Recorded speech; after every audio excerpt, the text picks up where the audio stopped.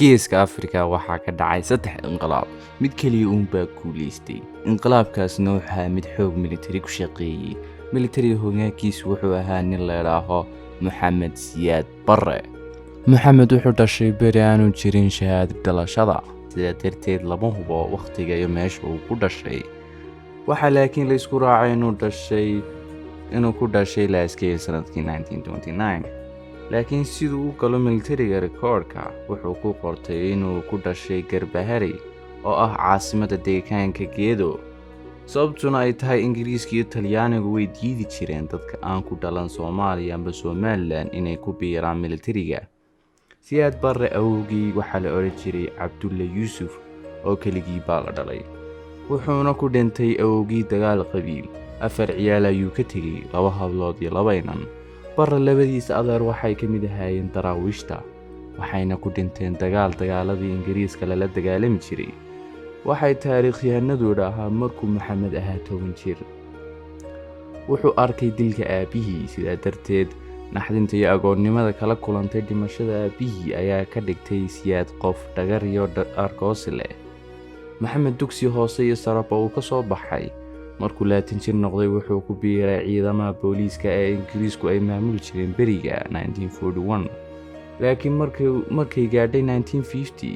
oo ay Ingiriisku u celisay Talyaaniga maamulka wadanka Siyaad wuxuu helay booskii ugu sarreeyay uu heli karo qof Soomaali ah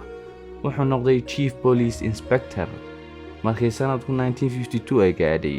isaga iyo qaar kale waxaa loo diray academy military ah oo ku yaala Rome caasimadda Talyaaniga sanadku markii gaadhay 1960 wadanka xornimo ay heshay wuxuu noqday Lieutenant Colonel nin kaliya baa ka sarreeyay ciidanka dhan 4 sano ka bacdi ninkii kaliya ka sarreeyay isagoo dhakhtar Talyaaniga la geenayo ayuu dhintay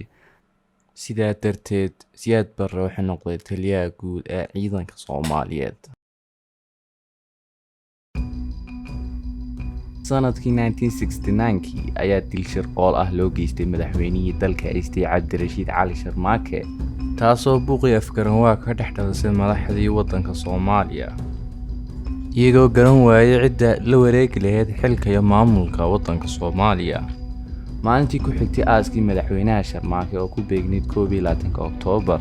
ayaa ciidanka xoog oo hogaaminayo Maxamed Siyaad Barre iyo rag kale ayaa afgamsi si lama filaan ah ku qabsaday wadanka General Salaad iyo hogaamiyaha sare ciidanka ammaanka Jaamac Korsheel ayaa ka mid ahaa ragga safka hore kaga jiray ee suurta galiyay in afgambigu si guul ah ku dhaco mudane kadiye wuxuu ahaa oo lagu magacaabay aabaha kacaanka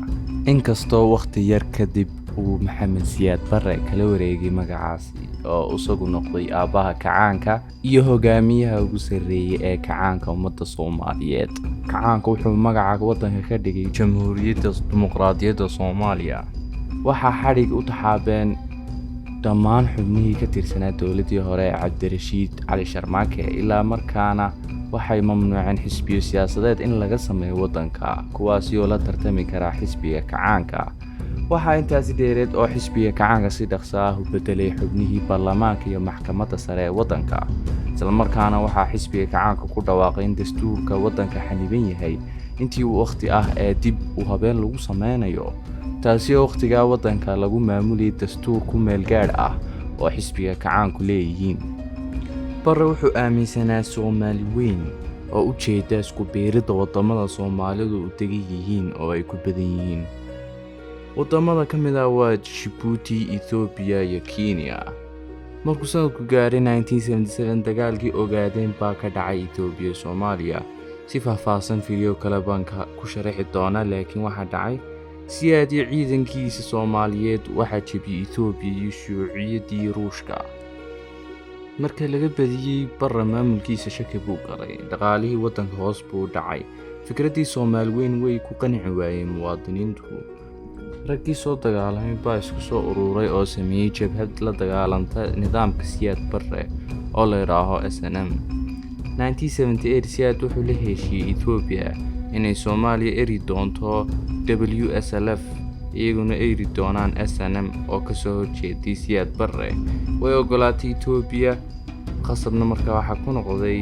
SNM inay ka tagaan Itoobiya, sidaa darteed waxay tageen meesha imika loo yaqaano Somaliland. Markii sanadku gaadhay 1987 oo uu taag waayey siyaad jabhadda SNM, wuxuu qaraar qaatay inuu xasuuqo qabiilka Isaaq oo dhan, yar iyo weyn, xitaa magaalooyinka aanay joogin jabhaddu Berbera, Burco, Sheekh iyo Ceergaabo ayuu bilaabay inuu xasuuqo dhammaantood. dhimashadu waxay gaadhay ilaa 200,000 qof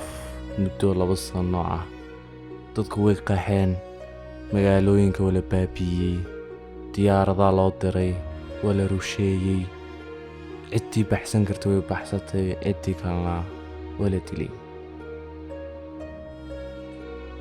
Soomaalidoo dhan way ka soo horjeesatay Siyaad Barre oo way ka naxeen